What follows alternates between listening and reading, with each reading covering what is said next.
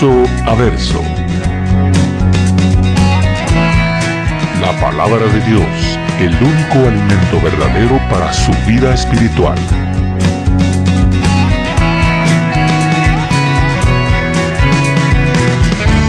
Verso a verso. Una presentación de Capilla Calvario, Guatemala.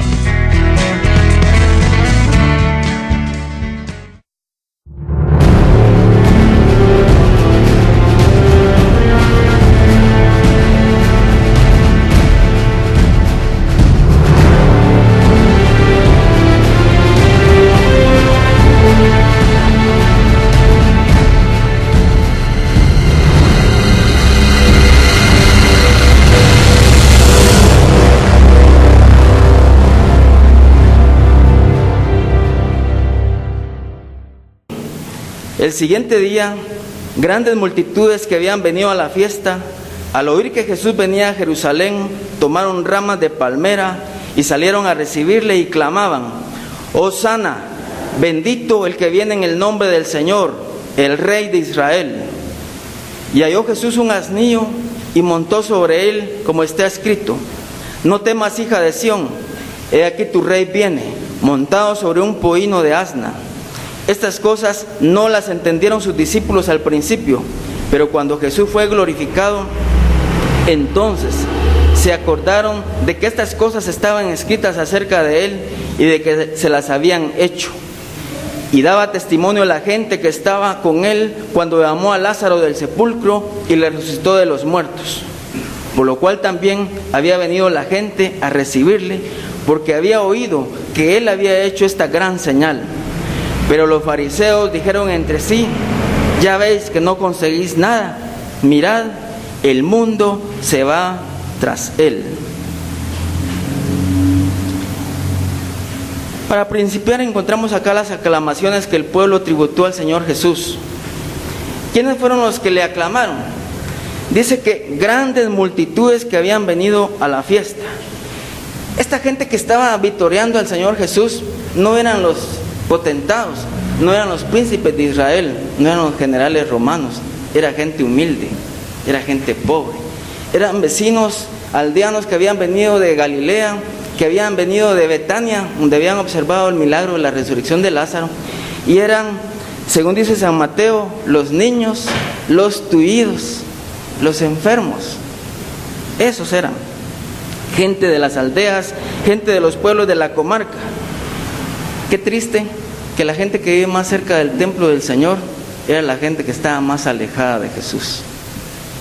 Yo me recuerdo en un lugar, una iglesia donde yo asistía, había una hermana, unos hermanos que vivían a la par del templo, y ellos eran los que más tarde llegaban siempre a la iglesia, y gente que vivía bien lejos, venían 15 minutos antes, hablando de la responsabilidad, ¿verdad?, de ser cumplidores con las cosas del Señor.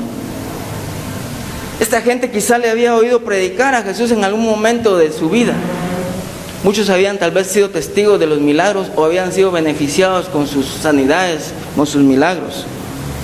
Por eso anhelaban estar ahí con Jesús y anhelaban rendirle tributo, rendirle el honor a este rey que venía a Jerusalén. Quizá también los sinceros devotos judíos que habían escuchado ya sus sermones, sus predicaciones, querían rendirle un homenaje a Jesús. Los líderes pasaron por alto, los potentados, los poderosos, los ricos, los religiosos, los fariseos, los saduceos, ellos no les interesaba. Los que vinieron a adorar a Jesucristo fueron los del pueblo llano, los del populacho, los de la plebe, los de la chusma, podrá decir alguien. Sin embargo, Cristo recibe el tributo que le rinde esta gente humilde, esta gente pobre, y no la adoración de la podredumbre de los cortesanos. Él valora nuestras vidas, Él valora nuestra ofrenda, Él valora el honor que le damos, Él valora el tributo que le rendimos, y no valora el blasón de las armas de los ejércitos. ¿Cuál es el motivo que les indujo a aclamar de esta forma a Jesús? Eso fue al oír que Él venía a Jerusalén. Viene el Mesías, viene el Rey, se oyó un rumor por ahí. Inmediatamente la gente se empezó a mover y empezaron a prepararse. Anteriormente dice la palabra de Dios en San Juan 11:55 que ya le habían buscado. Dice San Juan 11:55, que ya lo estudiamos. Y estaba cerca la Pascua de los judíos, y muchos subieron de aquella región a Jerusalén antes de la Pascua para purificarse. Y buscaban a Jesús. Y estando ellos en el templo, se preguntaban unos a otros: ¿qué os parece? ¿No vendrá a la fiesta? Es decir, ya le habían buscado, aunque a veces no todos lo hacían con una buena intención, no tenían muy buenos deseos. Pero los que buscan sinceramente a Jesús, le encuentran.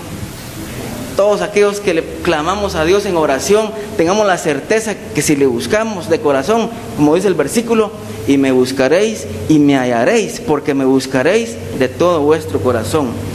Esta gente se sintió incitada a tributarle un recibimiento conveniente, como a un rey, como él se lo merecía según ellos. ¿De qué forma expresaron sus sentimientos estas personas hacia él? De la mejor forma que podían hacerlo. Unos donaron sus mantos. Algunos mantos los pusieron sobre el burrito que vamos a ver más adelante. Otros los tiraron en la vera del camino. Otros cortaron ramas de palmera. Otros ramas de árboles. Todo lo que podamos hacer para Jesús, hagámoslo de la mejor forma. Ofrendémosle a Él lo mejor que podamos dar. Nuestra vida, nuestra adoración, nuestro servicio. Esas multitudes despreciables para la gente religiosa, porque así opinaban de ellos, ¿va? Dice San Juan 7:49, la opinión de los fariseos: esta gente que no conoce la ley está bajo maldición, decían. Esta gente, hermanos, esta multitud, fíjense, hermanos, que en esas celebraciones de la Pascua, según Flavio Josefo, el historiador judío, más o menos habían entre 2,5 millones a 3 millones de personas que llegaban a celebrar la fiesta. Es decir, había un gentío, era una muchedumbre. Y esta gente, hermanos, sale con sus palmas y salen con sus mantos y salen con sus ramas a tributarle el honor a Jesús. Y esto, hermanos, es simplemente como una figura pálida de algo que va a suceder más adelante. Dice la Biblia en Apocalipsis 7:9. Había una multitud la cual nadie podía contar, de todas las tribus, naciones y lenguas, y que estaban de pie delante del trono y en la presencia del Cordero. Fíjense, hermanos, esta es una figura de lo que va a suceder más adelante, en el futuro. Aunque estos no están ahora delante del trono, sí están delante del Cordero de Dios que quita el pecado del mundo. Jesús es el Cordero de Dios, Jesús es el Rey. Y aunque no todos lo reconozcan en este momento como el Rey, Él es el Rey de Reyes y el Señor de Señores. Y aunque muchos no lo reconozcan hoy en día, un día todos sabrán y tendrán que doblar la rodilla delante de Él y reconocer que Él es el Señor, que Él es el Rey. Dice que esta gente tenía palmas en las manos. Versículo 13. La palmera ha sido un sinónimo, un símbolo del triunfo y de la victoria.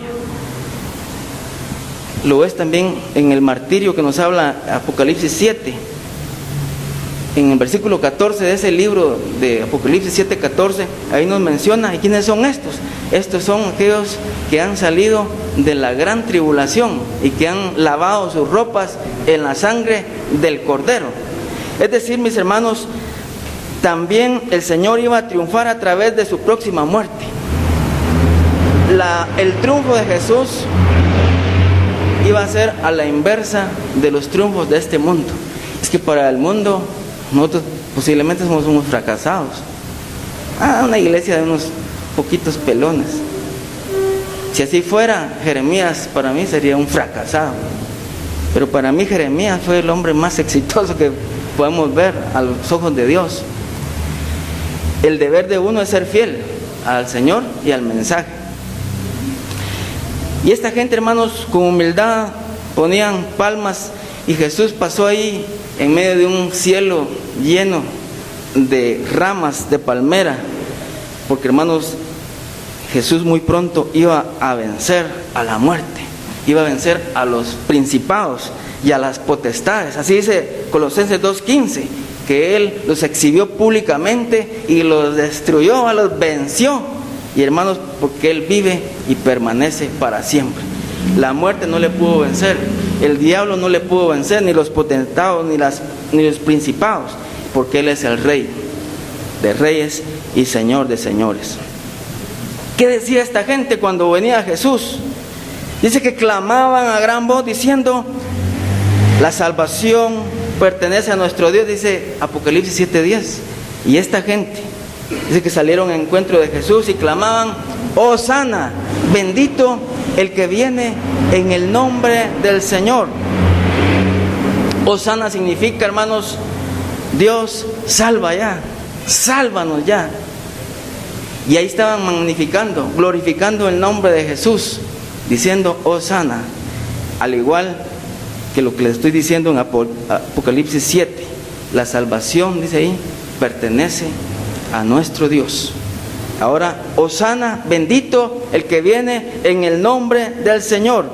Esta gente reconocía que Jesús es el Rey de Israel. Acuérdense ustedes, hermanos, que cuando el Señor llamó a Natanael, ahí en el primer capítulo 1:49, Natanael tuvo que reconocer: tú eres el profeta, tú eres el Rey de Israel. Y aquí esta gente lo está reconociendo y vienen a decirle: reconocemos que tú vienes en el nombre del Señor Adonai, en el nombre de Jehová el Señor. Le reconocen como Rey, y eso implica que Jesús tiene dignidad, que Jesús tiene honor, que Jesús se le debe la honra, el poder, el dominio, porque Él, hermanos, es el Señor, es el soberano, y a Él tenemos que también someternos. Jesús no solo es el Salvador, también es el Señor, es el soberano de los reyes de la tierra, el primogénito de los muertos, el que murió, pero que vive y permanece para siempre. ¿Cuántos lo creen, hermanos? Por eso, mis hermanos, nosotros cantamos aquel canto: damos honor a ti, damos honor a ti, creador de vida eres tú, Rey de reyes, admirable y sublime.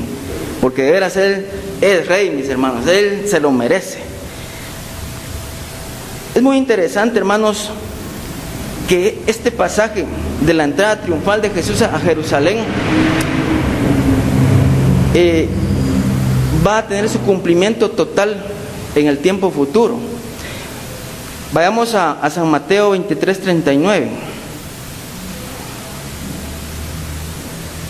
San Mateo 23:39. Y también quiero que miremos 21:9 de San Mateo. Vamos a tener los dos ahí juntos y los vamos a leer. Dice San Mateo 21:9: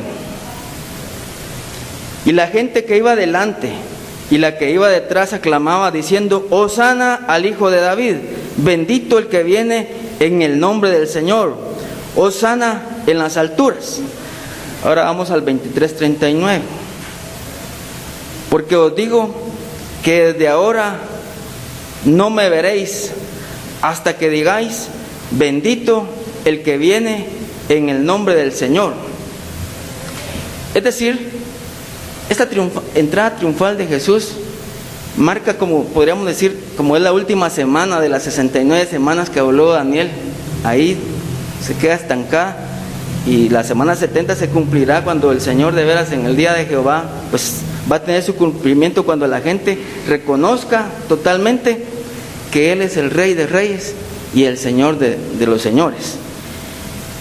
Entonces, este Rey Jesús, hermanos, es un Rey legítimo que viene en el nombre de Dios, conforme al Salmo 2. En el Salmo 2 y versículo 6, ahí estaba profetizado y decía: he aquí yo he puesto mi Rey sobre Sión, mi santo monte. Pídeme y te daré por herencia a las naciones, dice. Y ahí habla, que debemos de servir al Señor con temor y con temblor, y debemos hacerlo porque Él es el Señor. Entonces Jesús es un Rey legítimo. Dice la palabra del Señor que Él es el Mesías. Dice la palabra de Dios en Isaías 61:1 que Él es el príncipe de paz. Dice Isaías 9:6 que Él es el Rey de Israel. Lo dice también Juan 1:49. muchas personas deseaban de todo corazón el reino. Hosana, decía, salva ya. No queremos ya. Y así queremos muchos de nosotros que el reino de Dios se establezca ya. Y es que realmente el reino de Dios ya impera en el corazón de las personas. Porque el reino de Dios no es un lugar, el reino de Dios no es un país, es Dios gobernando en el corazón de los creyentes. Entonces, pero muchos ya queremos el milenio, ya queremos la vida eterna, ya queremos estar con el Señor. Esta gente, hermanos, deseaban de todo corazón el reino. Por eso decían Hosana. Y con este grito gritaban y decían y querían tres cosas. Uno, que su reino viniese pronto, con su luz para conocerle y con el poder para imponer su misión de todas las naciones de la tierra. Igual cuando nosotros oramos el Padre nuestro, que tu reino venga sobre nosotros, ¿verdad? Otra petición, la segunda cosa, que su reino fuese acompañado de grandes victorias del pueblo de Dios. Es que Roma los tenía bajo el caite, como se dice. Es que Roma los tenía arruinados. Ni plata tenían porque todos los impuestos iban para allá. Eran vasallos. Y en tercer lugar, que su reino continuase para siempre, como si dijese, viva siempre el rey. Estaba leyendo en los libros de historia, en el siglo XVI, unos hermanos llamados anabautistas,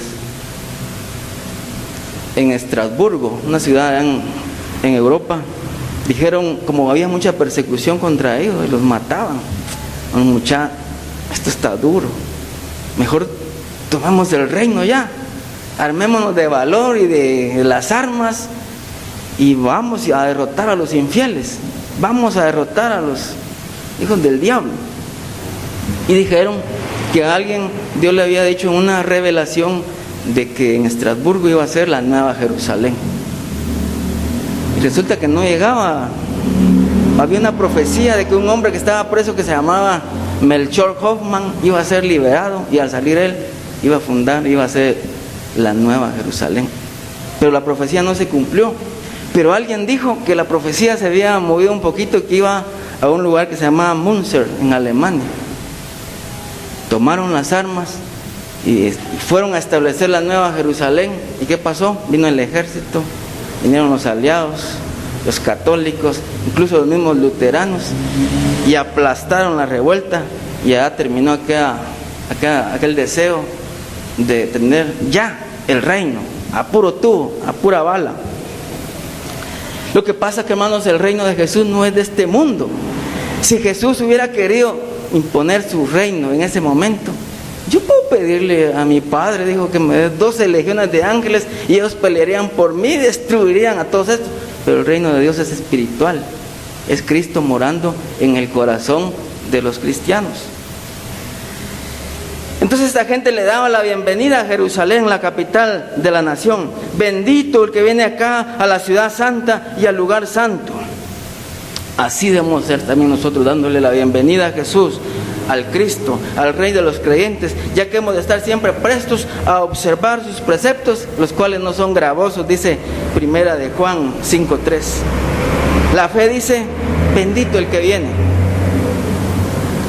Ahora observemos la cabalgadura que trae Jesús cuando llega montado a recibir los respetos. Mateo, Marcos, Lucas y Juan nos hablan de la entrada triunfal a Jerusalén.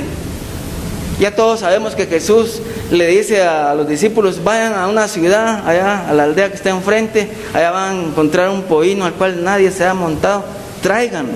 Y si alguien les dice, ¿y ustedes por qué están agarrando eso? Díganle, el Señor lo necesita. Y cabal así sucedió, ellos trajeron el pollino, el cual nadie había montado, jamás. Entonces, así como los caballos eran usados por los reyes y los príncipes importantes en aquel tiempo, cuando iban a la guerra o cuando venían de la batalla, de haber derrotado a sus enemigos, Jesús viene montado en un burrito. Qué chocante para todos aquellos que esperaban la liberación de los romanos. Parecía una parodia.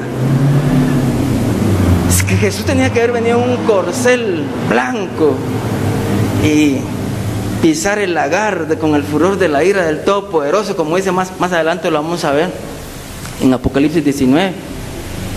Pero resulta que el rey que esperaban para que lo liberara de la esclavitud, del yugo romano, viene montado en un pollín.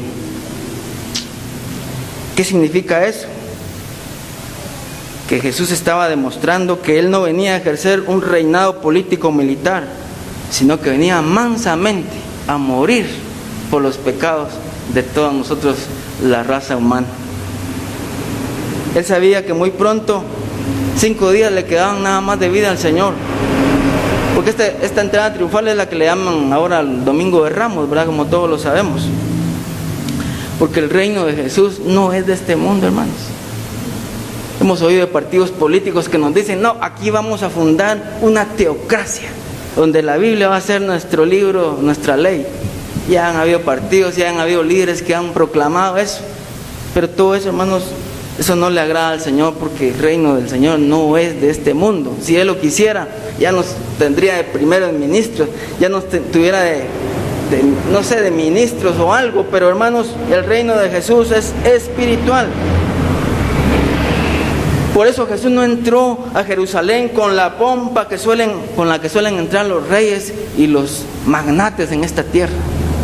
Me recuerdo yo hace años que vino el presidente de los Estados Unidos, George Bush, y me recuerdo que iba a caminar de aquí hasta la Antigua y cerraron todo el camino y nadie podía pasar, ni uno en la Sexta Avenida de la zona 10 y toda esa zona viva estaba cerrado, solo porque venía ese gran presidente de los Estados Unidos con sus guardaespaldas. Cuando esa gente anda caminando, uno no puede ni pasar una calle. En cambio a Jesús, hermanos, todos tenían acceso. En un burrito ahí bien chaparrito, todos tenían acceso a darle la mano, a tocarlo, incluso hacerle una petición, porque Jesús es accesible. Por eso la Biblia dice: acerquémonos pues confiadamente. Es que estos reyes de esta tierra que son orgullosos, vanidosos, esos no se les puede ni hablar. Hay que pedir audiencia con un montón de días y al final le dicen a uno que no tiene tiempo.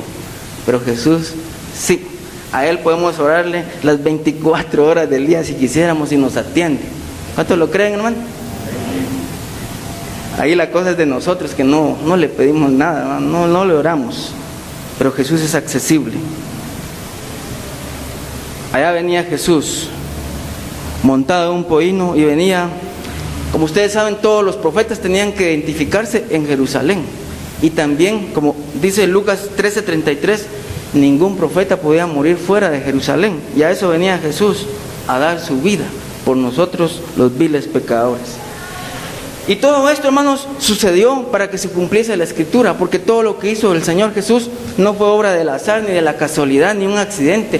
Todo era conforme a las Escrituras. Y dice la palabra de Dios como está escrito. Y eso estaba escrito, hermanos, en Zacarías, capítulo 9. Vamos a buscar ese pasaje para que todos miremos. Esta profecía de Zacarías la había hecho 500 años antes de la entrada triunfal. Y dice ahí ese pasaje: alégrate mucho, hija de Sión, da voces de júbilo, hija de Jerusalén. He aquí tu rey vendrá a ti, justo y salvador, humilde, y cabalgando sobre un asno, sobre un pollino, hijo de asna. Fíjense ustedes, hermanos, la diferencia que hay entre Zacarías 9:9 y San Juan 12:15 que estamos meditando ahorita. ¿Por qué en aquel dice alégrate? ¿Y por qué aquí dice no temas? ¿Será que se confundió Juan? Porque la versión hebrea y la Septuaginta hablan de alegría, y ahora no temas. Lo que pasa, mis hermanos, que el Señor cambia nuestro lamento en baile. Dice el Salmo 35 que después de la noche a la mañana viene la alegría. Y en este caso la palabra de Dios dice: no temas, hija de Sión, o sea, deja de estar temiendo, porque viene tu rey manso y humilde a reinar. Cristo reina, mis hermanos. Aunque el mundo no lo crea, aunque los potentados no lo crean, el Señor es el Rey. Y como les digo, al final todos tendrán que reconocerlo. Entonces, esto estaba profetizado, que el Rey de Sión vendría precisamente sentado sobre un pollino. Aun cuando viene despacio, porque los asnos, hermanos, caminan bien despacito, no como los caballos, que esos tienen mucha velocidad. Ya decir, el asno es un animal de paso lento, pero viene seguro y con talante y con descendencia para animar grandemente a sus leales súbditos. Los humildes que se lleguen a Él para presentarle una súplica, Él los atenderá, porque Él tiene cuidado de nosotros. La hija de Sión, dice aquí, hablando de la población de Jerusalén, es invitada a recibir sin temor a su rey. Dice la palabra de Dios que el perfecto amor echa fuera el temor. Entonces, donde entra el gozo de la mano del amor, por fuerza ha de salir el miedo, la tristeza, el dolor, la angustia. El gozo estimula, mientras que el miedo lo paraliza a uno. Qué bueno cuando uno está gozoso, cuando uno está feliz, como que la adrenalina sube, ¿va? En cambio, cuando hay temor, uno de patojo, cuando le contaban una cosa fea, ¿va? Y ya no quería uno ni salir al baño, porque había temor de algún espanto. Pero mis hermanos, el gozo del Señor es nuestra fortaleza. Y hermanos, he aquí tu rey viene montado sobre un pollino a Jerusalén. Y Jerusalén, hermanos, significa ciudad de paz. Es el nombre antiguo asirio. Como cuando uno viene de Amatitlán a Villanueva, dice Villanueva, ciudad de paz y de justicia.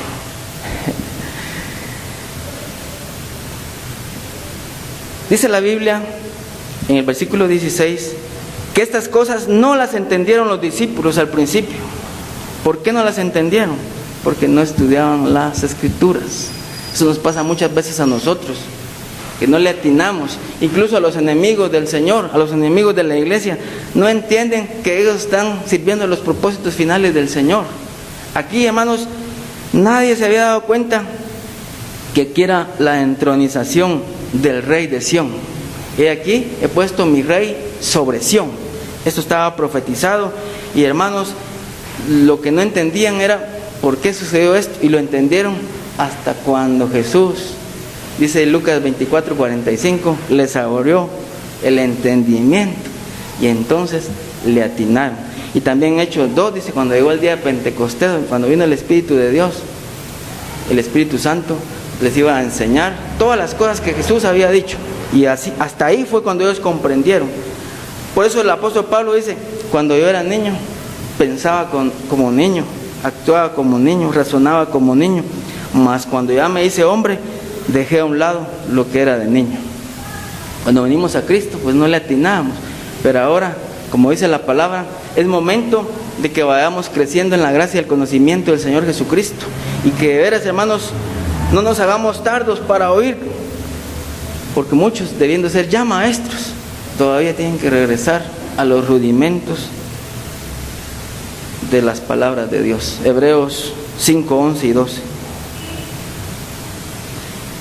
¿Cómo mejoró este conocimiento los discípulos cuando llegaron a la madurez? Dice, ¿cuándo lo entendieron? Cuando Jesús fue glorificado. ¿Cómo lo entendieron?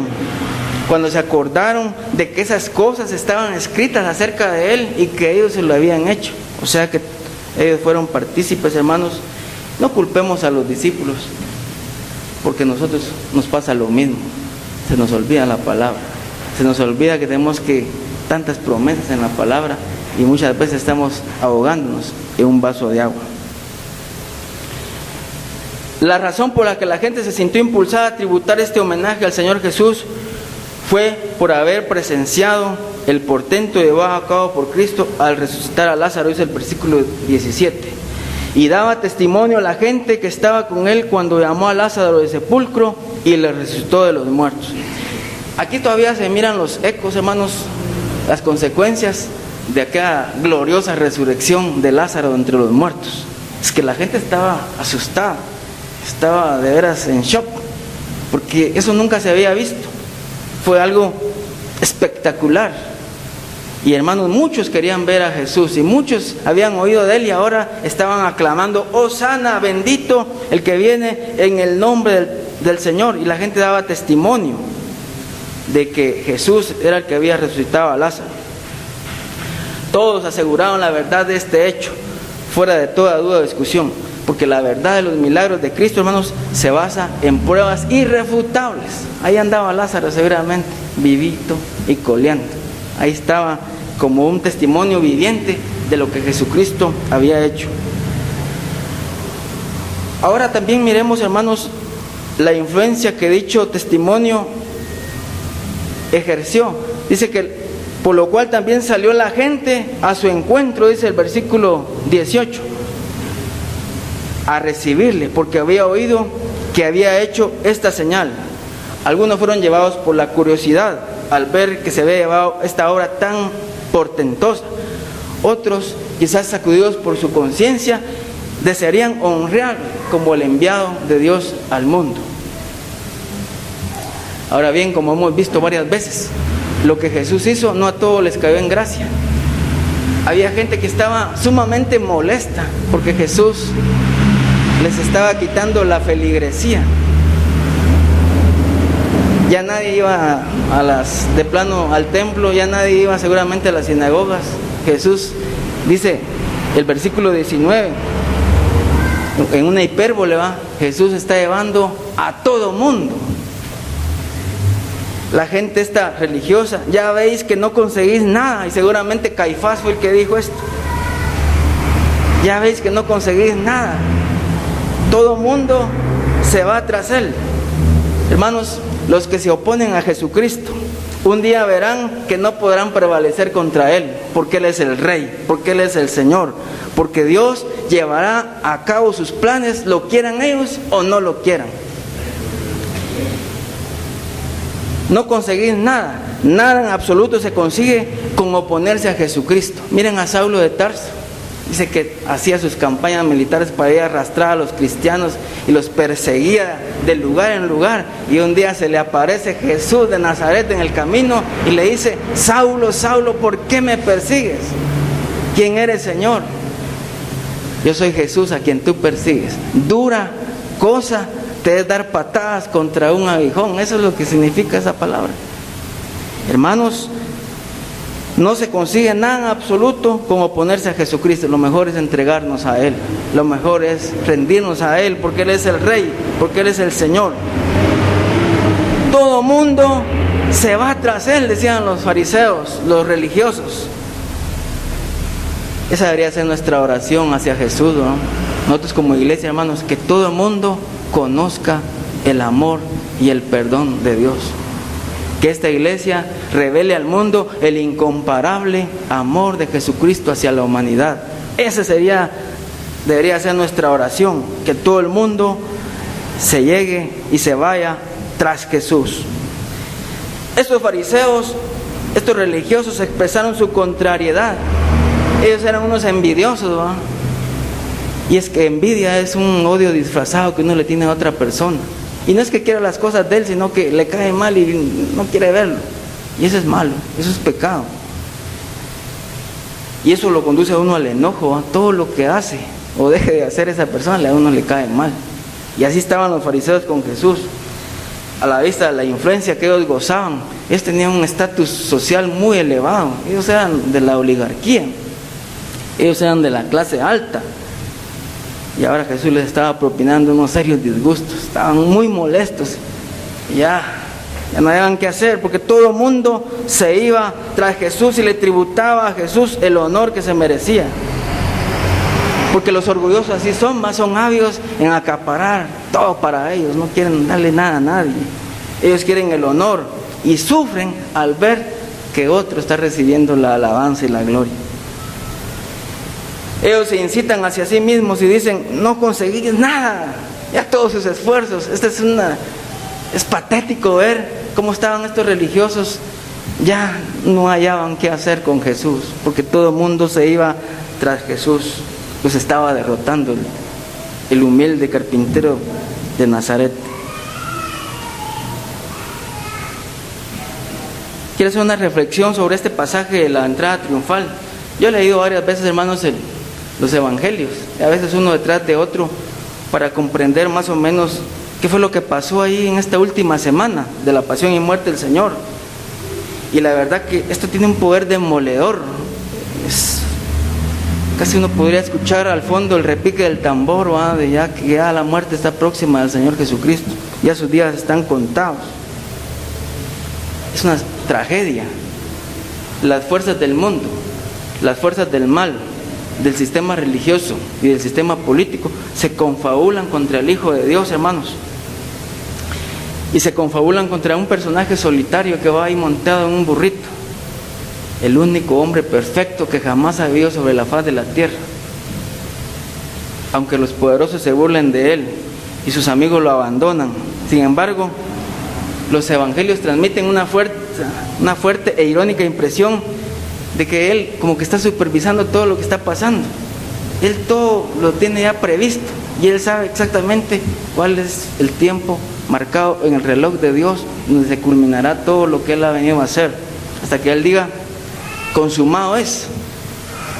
Y en lo que va pasando, la cruz ha sido siempre su objetivo. Qué raro eso, que Jesús, su objetivo sea morir, pero lo hizo por nosotros, lo hizo por amor a nosotros, mis hermanos. Ahora, al acercarse a la muerte, él lleva la voz cantante.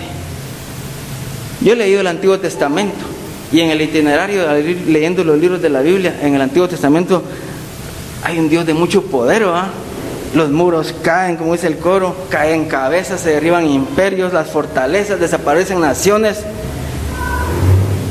Y aquí, hermanos, vemos que el Hijo de Dios viene montado en un asno. Y, hermanos, viene el Mesías de una manera humilde y en un burrito ajeno todavía, hermano, ni de él era. Él cruzó en una barca ajena, montó un asno ajeno, fue sepultado en una tumba ajena. ¿Por qué? Por amor a nosotros, porque él, siendo rico, se hizo pobre para que nosotros fuéramos enriquecidos. Nosotros sabemos de antemano el final, ya hemos leído de pe a pa. Sin embargo, hermanos, a veces deberíamos de ponernos en los zapatos de esta gente que estuvo, de estos seguidores de Jesús que estuvieron en esa última semana. Y aquí encontramos, hermanos, una entrada triunfal atípica, es decir, que se sale de los moldes, se sale de lo común, porque lo común era lo que ya les narré, de un general victorioso que viniera ahí con el botín para repartir despojos y poniendo en vergüenza a todos aquellos que habían fracasado en la guerra. Aquí Jesús entra montado en un pollino, y a diferencia de otras ocasiones, acuérdense ustedes, hermanos, cuando leímos la multiplicación de los 5 panes y los peces, y específicamente en San Juan 6:15, dice ahí la palabra de Dios que cuando él había hecho ese milagro, dijeron: esto nos va a dar de comer todos los días. Dice que lo buscaron para entronizarlo, para hacerlo rey, y él dice que se fue a un monte solo a orar. Sin embargo, aquí, hermanos, Jesús se desvió de la aversión a las aclamaciones. Ahora todo el mundo grita: ¡Hosana al Hijo de David! ¡Bendito el que viene en el nombre del Señor! Y la gente gritaba y vitoreaba y aplaudía y daban voces de júbilo, gritos de júbilo. Y en esta ocasión Jesús no hizo nada, dejó. En los evangelios de Mateo y Lucas nos narran que los fariseos le dijeron: Señor, mira, maestro, ¿no oye lo que esta gente está diciendo de ti? Sí, les digo. Claro que escucho. Mateo 21:16. ¿No oyes lo que estos dicen? Y Jesús les dijo: sí. ¿Nunca leíste: de la boca de los niños y de los que maman perfeccionaste la alabanza? Y en Lucas 19:40 me gusta más: dile a esta gente que se calle, le dicen los religiosos. Y él les dijo: os digo que si estos se callaran, las piedras clamarían. Se estaba reivindicando el profeta de Galilea en Jerusalén, la capital del reino. Mirad, el mundo se va tras él, estaban alarmados los religiosos. En ese momento, cuando habían esos 3 millones de personas en la Pascua, esperando la Pascua porque se estaban purificando, siempre llegaban antes, le parecía a todo el mundo que el rey había llegado con todo su poder para reclamar el trono que tenía derecho. Ya las escrituras lo decían. Pero a mí no me cabe en la cabeza, hermanos, y es inexplicable cómo es el ser humano, que este domingo de Ramos, fíjense, domingo, toda la gente está vitoreando y diciendo: Hosana, bendito el que viene en el nombre del Señor. Y la misma gente, el día viernes, 5 días después, están gritando: ¡crucifícale! ¡Crucifícale! ¿Cómo puede ser eso? Eso es una cosa que a mí siempre, hermanos, de toda la vida cristiana me ha sorprendido. Y nos pasa también a nosotros. ¿Por qué somos así de cambiantes? Lo vamos a ver más adelante. Para entender bien esta entrada triunfal, hay que ver, hermanos, tendencias subyacentes que hay detrás de este cambio brusco de la gente. En el domingo de Ramos lo acompaña gente de Betania, gente que había observado con sus propios ojos la resurrección de Lázaro. Lo acompañaba gente de Galilea, de donde él anduvo en su ministerio terrenal. Dice también que estaban los ciegos, los tullidos, los niños.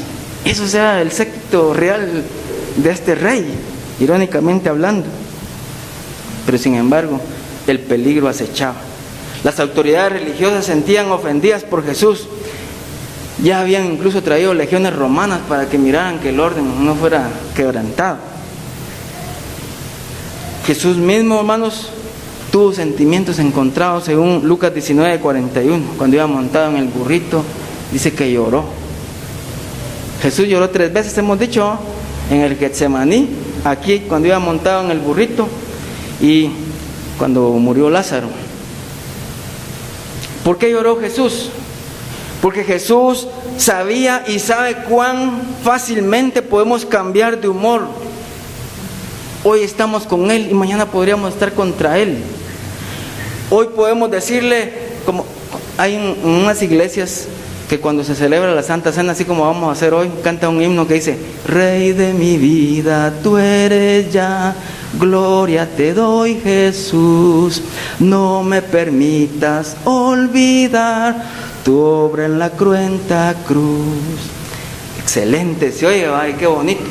Pero durante la semana se le salen unas grandes tapas.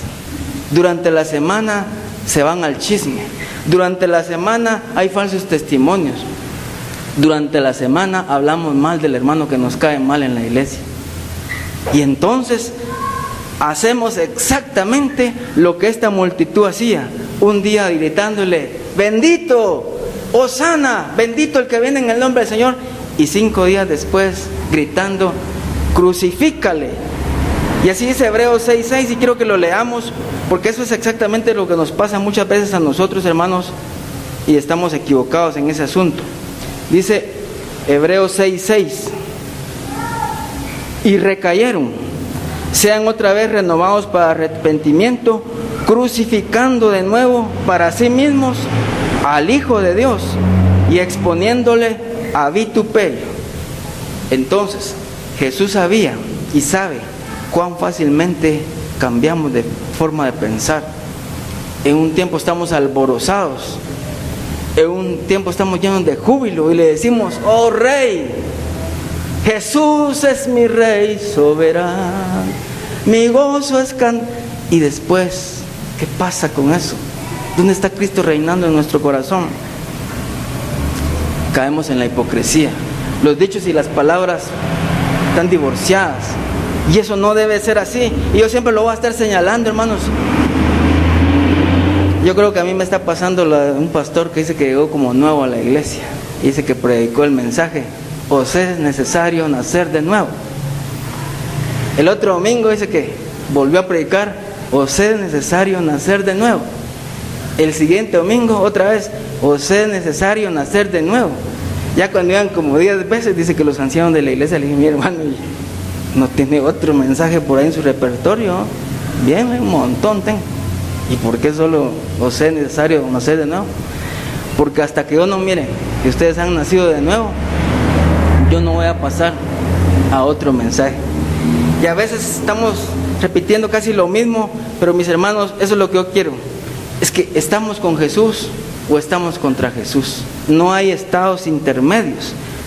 Dios tiene hijos, no tiene nietos, ni bisnietos, ni tataranietos.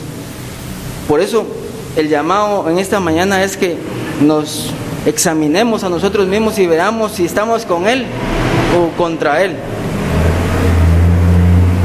En la entrada triunfal de Jesús, a diferencia de los generales romanos que iban en una carroza dorada, jalada por corceles de pura sangre, el séquito que lleva Jesús es un destartalado séquito que incluye a los tuidos, a los ciegos, a los niños, a los aldeanos de Galilea, de Betania. Imaginemos a un oficial del Imperio Romano que está ahí para ver que no hayan bochinches y observa esto, porque él ha visto que en Roma las cosas se hacen bien. Y mira esto, incluso mira que la melancólica figura de aquel hombre de pelo largo va llorando. ¿Qué clase de rey es este? ¿Qué clase de rey es este? Pero para finalizar, yo quisiera que leyéramos en el libro de Apocalipsis, el último libro de la Biblia. Como ya les dije, Mateo 21:9, comparado con Mateo 23:39. Esta entrada triunfal tendrá su máxima expresión un día, cuando Jesús volverá a entrar en una entrada triunfal, pero esta vez ya no va a ser montado sobre un pollino, ya no va a ser con un séquito de ciegos, tuidos, de niños, de aldeanos, de gente de populacho. Leamos Apocalipsis 19:11 en adelante, y dice así: entonces vi el cielo abierto, y aquí un caballo blanco, y el que lo montaba se llamaba Fiel y Verdadero, y con justicia juzga y pelea.